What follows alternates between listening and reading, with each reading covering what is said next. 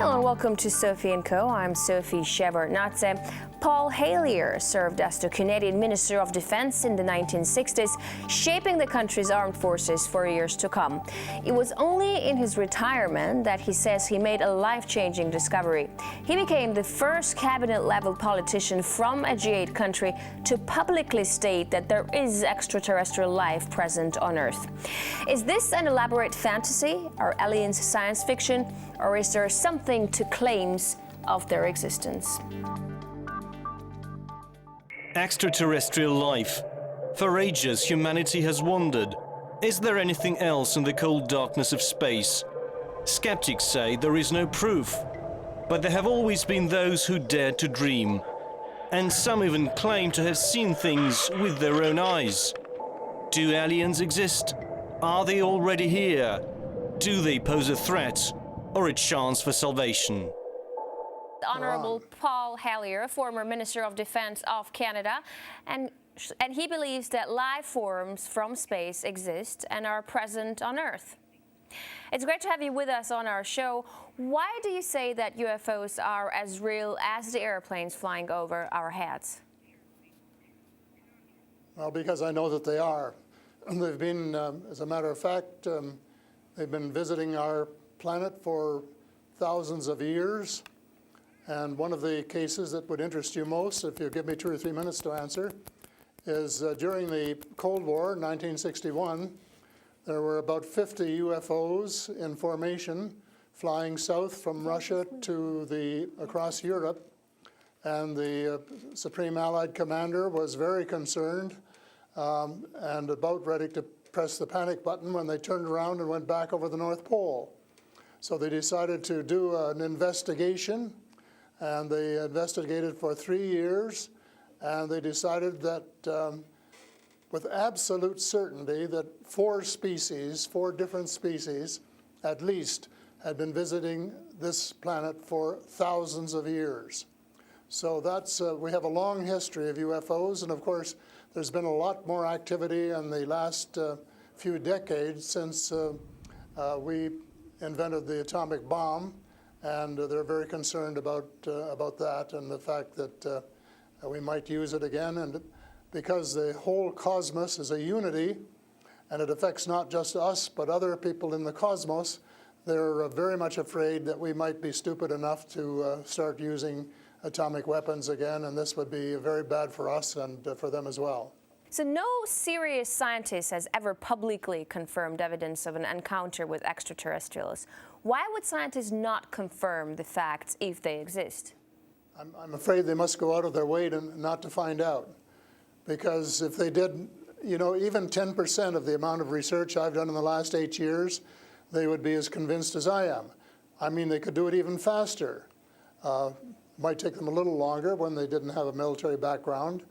But there are so many wonderful books that tell these stories, and they've been authenticated. The sightings have been authenticated by more than one witness, and also by radar. And they have landed in various places around the world, including Russia. There's a famous case there. I can't remember the name of the place, but it was widely reported at the time. A man wrote a book about it, and then the French bought the book rights so that it wouldn't be circulated around. There's just so much evidence. If anybody will take the time off to do a little bit of research and study. But people just are, you know, some people are interested and will take the time, and the others just say, oh, you know, it's just fantasy. Mm-hmm. But since I've been public on this subject, I get, probably 3 or 4 emails a week from all over the world from people who have actually witnessed sightings. And some of them who have actually been on the ships, and some of them who have actually been transported to another planet. And so this information is not, you know, it is top secret in a way that the governments aren't talking about it.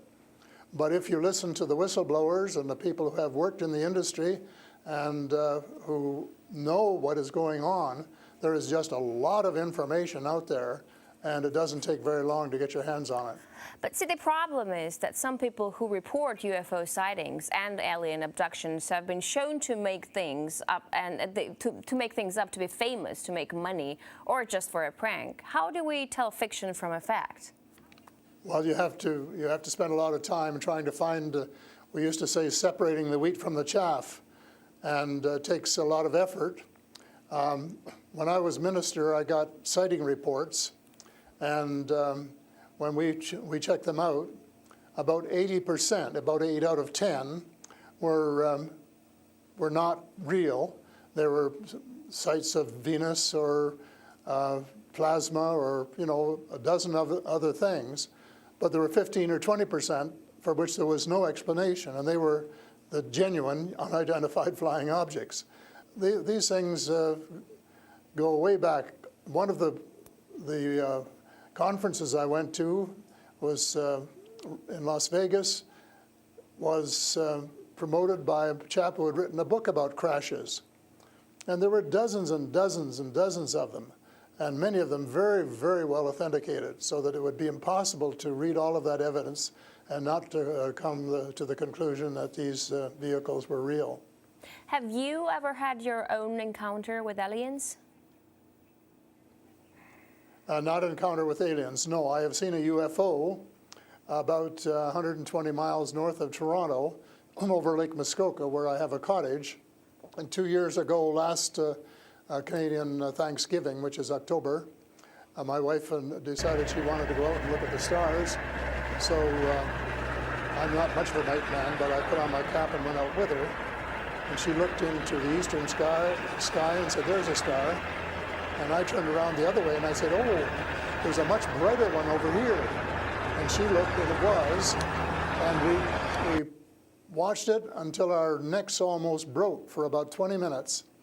And it was definitely a UFO, because it could change position in the sky by 3 or 4 degrees in 3 or 4 seconds. And I checked out, there were no satellites that could do that. The space station wasn't going by, and it isn't able to move that fast anyway. And there was no other explanation except that it was the real thing. And 2 days later, I went down in the dock, got a comfortable chair, and watched it came back almost to the same spot and entertained me for as long as I could take it. And then I went back to the cottage. But it was very interesting, because it would drop down in the sky, and then it would roar back up, and then it would shift across a few degrees and do a circle and come back at a speed, but just astronomical speeds. As you know, they travel very, very fast. So does it just look like a falling star that falls really quickly and then rises again? What does it look like? Well, it just looked like a star. It just looks like a star. Right. And I don't know if you're a person who's ever read the Bible or not, but I think the Star of Bethlehem is one of God's flying saucers. Mm-hmm. But you also tell me that people write you emails, 3 to 5 emails a week, and they've actually been abducted, or they have encounters with the aliens. Do they actually tell you what these aliens look like? I mean, everyone's interested. How would I know if I see an alien and if he abducts me? Well, the first question you have to ask is, how many species are there? And I used to think there were, between 2 and 12. And Apollo astronaut Edgar Mitchell, who came to Toronto a few years ago and had dinner with us, agreed there was somewhere between 2 and 12. But the latest reports that I've been getting from various sources are that there are about 80 different species. And some of them look just like us, and they could walk down the street and you wouldn't know if you ran, walked past one. And they're what we call the Nordic blondes, and also the tall whites, who are actually working with the United States Air Force in Nevada. They're able to get away with that. They had a couple of their ladies dressed as nuns went into Las Vegas to shop, and they weren't detected. And I have a friend who saw one of the men walking along the street, and somebody who would recognize that they were different, and he did. So there are those kind, and then there are the short grays, as they're called. And they're the ones that you see in most of the cartoons. Have very, very slim arms and legs, and they're very short, just a little over 5 feet. And they have a great big torso and a great big head and great big brown eyes. But they're different species, so you have to know that they're different species, and it's and know that they're all different. Mm-hmm. So if you saw the short gray, you'd certainly know that there was something up that you'd never seen before. But if you saw one of the Nordic blondes, well, you'd probably say, "Oh, I wonder if she's from Denmark or somewhere," So this species that you're describing, are they all different in terms of nice and mean? Are some of them nice and benevolent? Are others nasty? Or how are they? Are they good to people on Earth, or are they here to harm them? Well, it's a difficult question to answer because they have different agendas. And maybe all of us on Earth should have the same agenda, but you couldn't say maybe that Russia and China and the United States all had the same agenda at every turn, because they don't. And I would say that nearly all are benign, they're benevolent, they want to help us. There may be one or two species which do not. And that's one of the things I'm investigating at the moment, is to see who they are and what they're up to and what their agendas really are. All right, we're talking to Paul Heyliър, former Canadian Minister of Defense, who says extraterrestrial life forms exist and are present on Earth. We'll talk more about what they are and why they're here after a short break. Stay with us.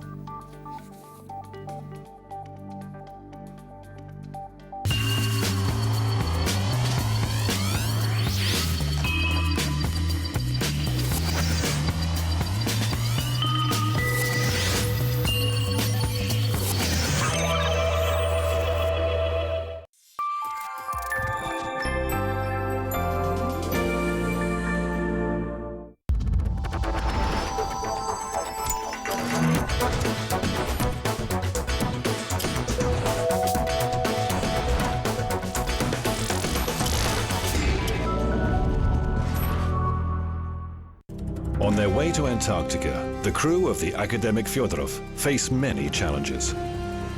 Here you have to look out for yourself. Crashing onto rocks, trapped in pack ice, in extreme conditions, anything can happen. Antarctica always comes up with surprises. You have to keep your eyes open because there's always something going wrong. The ship carries huge reserves of water, food, fuel, as well as helicopters and people able to survive extreme conditions. They're ready for anything, even an apocalypse. She's really an incredible ship. Calling all Antarctica stations. This is Academic Fyodorov. Radio check. Please respond.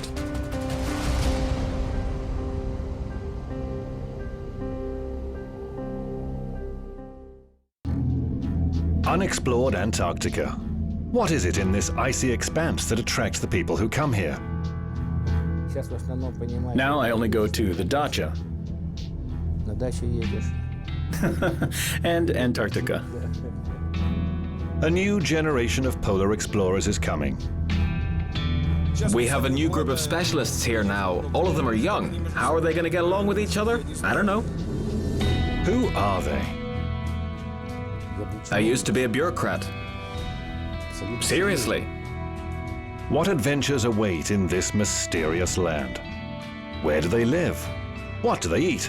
And what are they actually doing in Antarctica?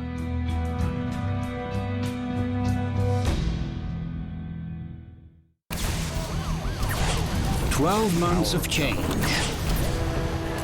The moments which redefine the world we live in.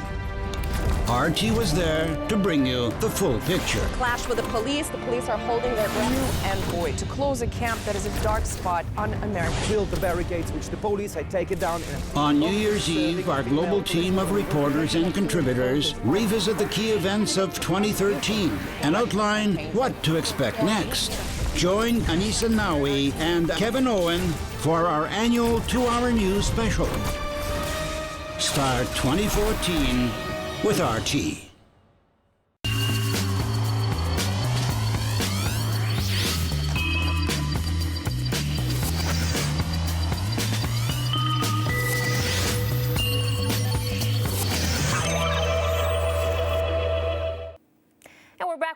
Heylier, former Canadian Minister of Defense, to talk about extraterrestrial life forms. Great to have you back. So these extraterrestrial creatures, where did they come from and how did they get here to Earth? They come from various places. For a long while, I only knew about ones who came from different star systems.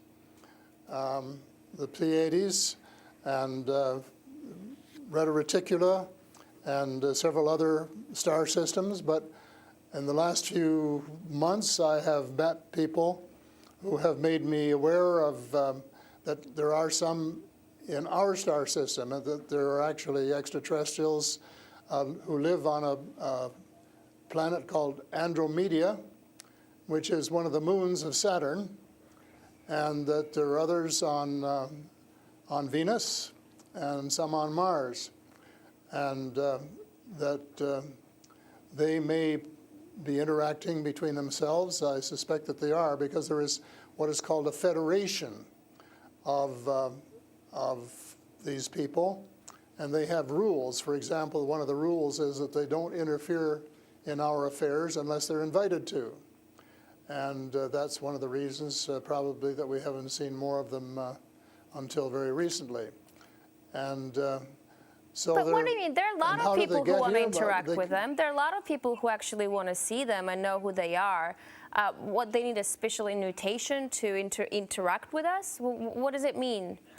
They don't want to interfere into our affairs. Well, they don't want to tell us how to run our affairs. They have accepted the fact this is our planet and that we have the right to run it. But they're very, very concerned. They don't think we're good stewards of our planet. We're not. We're clear-cutting our forests, and we're polluting our rivers and our lakes, and we're dumping sewage in the oceans, and we're doing all sorts of things which are not what good stewards of their homes should be doing. And they don't like that, and they've made it very clear. And as a matter of fact, they have given us a warning. How? And this has come from more than one source. How have they made it clear? What have they done? They have talked to people. One of the chaps I talked to about a month ago was interacting with them in 1974, he and his brother, in Peru.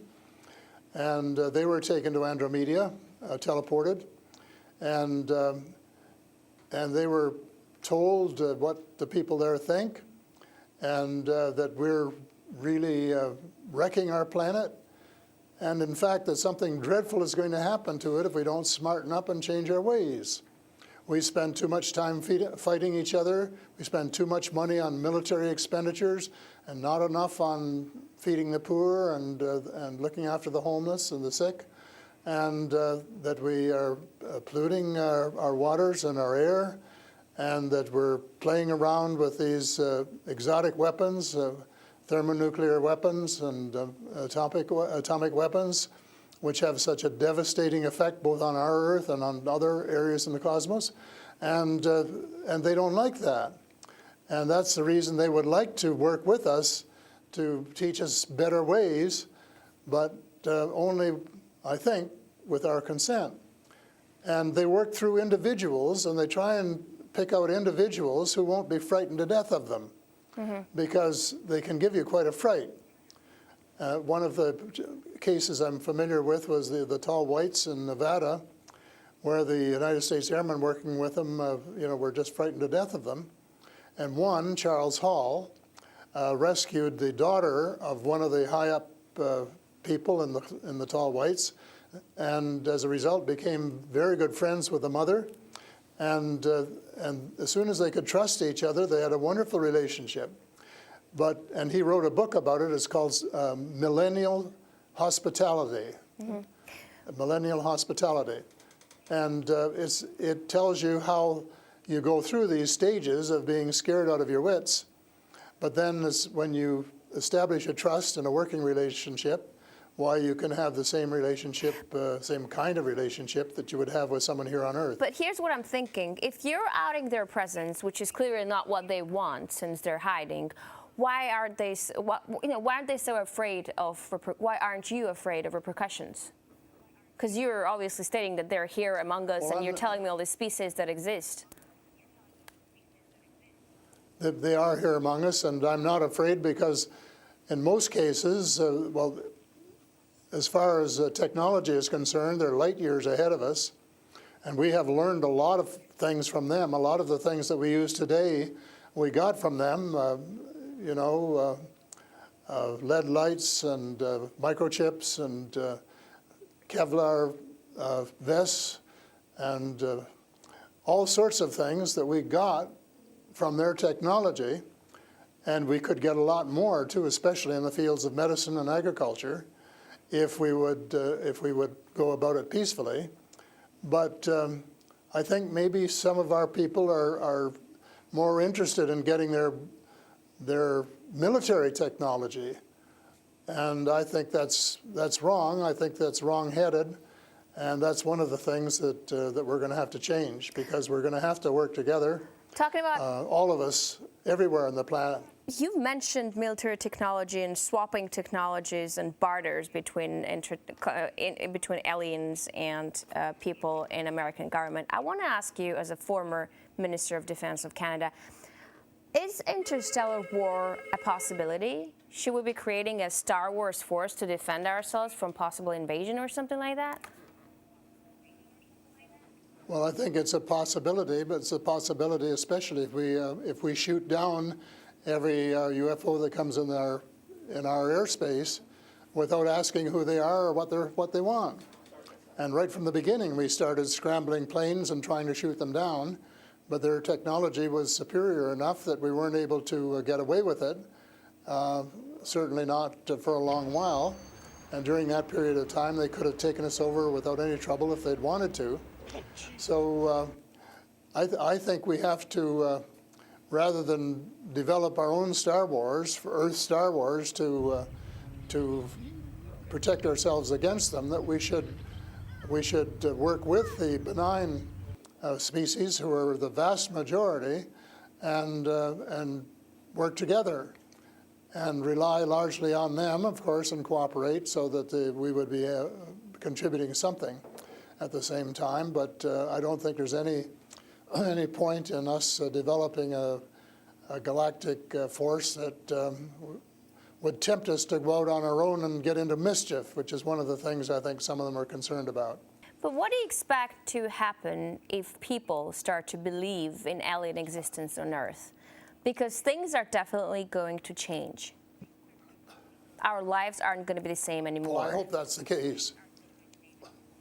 I hope that's the case, and I'm all for full disclosure, and I'm going to push very hard for full disclosure in the book I'm writing, and to give some reasons for it, things that we really have to know and have a right to know, and that our future as a species, and here I mean, you know, all of the species in the world, are potentially at risk if we don't figure out what's going on and work together to try and make life more amenable for all of us. But and to work with our neighbors from other planets as well. But still, like, I'm thinking to myself, if they've been here for such a long time, as you say, and they're interested in helping humanity, as you say, why is our world such a mess? I mean, if you want to help someone, you just help someone. You don't wait for someone to invite you to help that someone, no?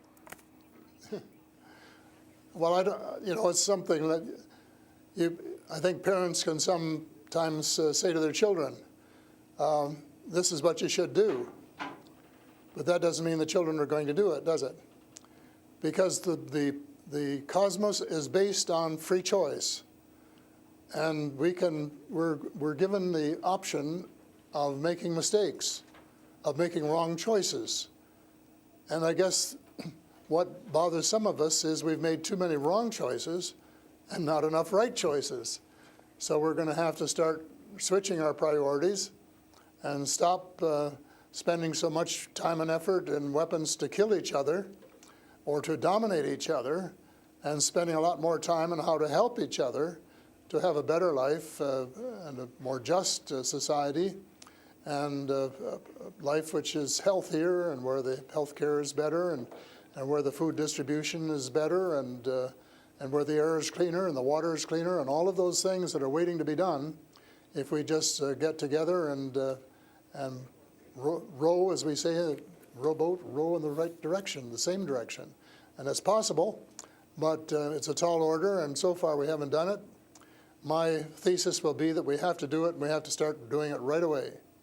Thank you so much for this interesting interview and insight on extraterrestrial life. That was Paul Heylier, former Canadian Minister of Defense, who says aliens exist and live among us on Earth. That's all the time we have for today. I will see you in the next edition of Sophie & Co.